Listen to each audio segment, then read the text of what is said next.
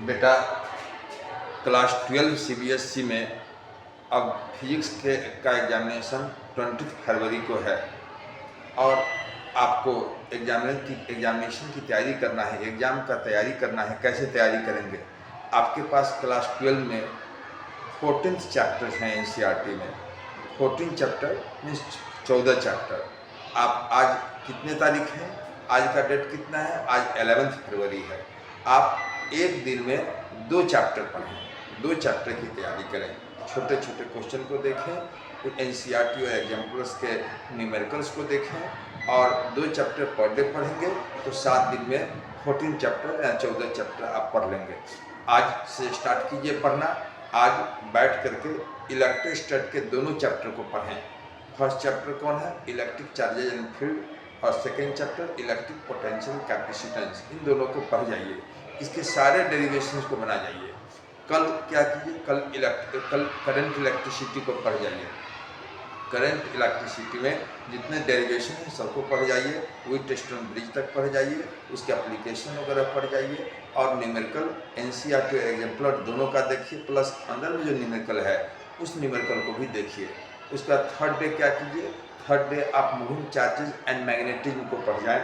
उसके साथ साथ अगर समय मिले तो मैग्नेट एंड मैटर्स को पढ़ जाएं, यानी मैग्नेट वाले पार्ट को पढ़ जाएं। ये 2 चैप्टर कल कंप्लीट कर लें। परसों क्या करें? परसों आप इलेक्ट्रोमैग्नेटिक इंडक्शन और अल्टरनेटिव करंट के जितने डेरिवेशंस हैं वो सारा डेरिवेशंस देख जाइए। जो एनसीईआरटी का न्यूमेरिकल्स है और उसको देख जाइए, फिर एग्जाम्पल्स का क्वेश्चन देख जाइए। अल्टरनेटिव करंट के बाद उसके अगले दिन क्या करना है? उसके अगले दिन इलेक्ट्रोमैग्नेटिक वेव्स देख जाइए और एक दिन का उसमें इलेक्ट्रोमैग्नेटिक वेव एक ही दिन में देख जाइए और फिर बाकी को उसको रिवाइज कर जाइए एक दिन और लेकर के। अब बाकी जो बचे दिन में सेकेंड पार्ट का काम कीजिए। सेकेंड पार्ट में ऑप्टिक्स है तो ऑप्टिक्स में ray optics and optical instruments देख जाइए। साथ ही साथ अगर समय मिले उसी दिन आप वेव ऑप्टिक्स भी देख ले जाइए।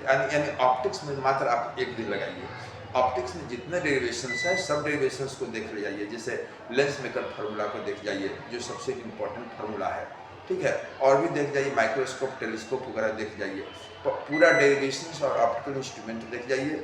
फिर उसके अगले दिन क्या करना है? उसके अगले दिन जो है ड्यूअल नेचर ऑफ लाइट वगैरह को देख जाइए। फिर उसके बाद बचता है आपको एटम्स, न्यूक्लियाई और ये सेमीकंडक्टर डिवाइसेस। एटम, न्यूक्लियाई और सेमीकंडक्टर डिवाइसेस, सेमीकंडक्टर्स को देख जाइए, सारे न्यूमेरिकल देख जाइए और उसके बाद जो समय बचेगा उसमें आप डिवाइड कर जाइए। 14 चैप्टर और 7 दिन पर डे 2-2 चैप्टर बनाइए।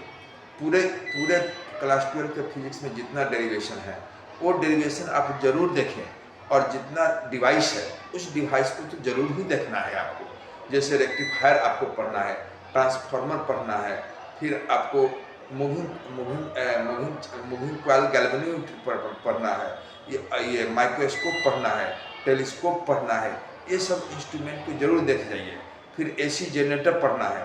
जो 5-6-7 जो डिवाइसेज हैं ये डिवाइसेज जरूर पढ़िए। या तो इस डिवाइसेज के बेस पर क्वेश्चन आएगा कंसेप्चुअल, नहीं तो डिवाइस का पूरा कंस्ट्रक्टर डेरिवेशन आएगा, पूरा प्रिंसिपल लिखने के लिए आएगा।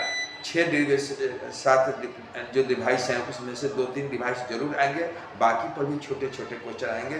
इस तरह से बच्चों आप क्लास 12 में 20 फरवरी को फिजिक्स के एग्जामिनेशन में बैठने के लिए तैयारी करें। एज ए फिजिक्स टीचर मैं आपको टेक्निकल लाइन बता रहा हूँ। Thank you.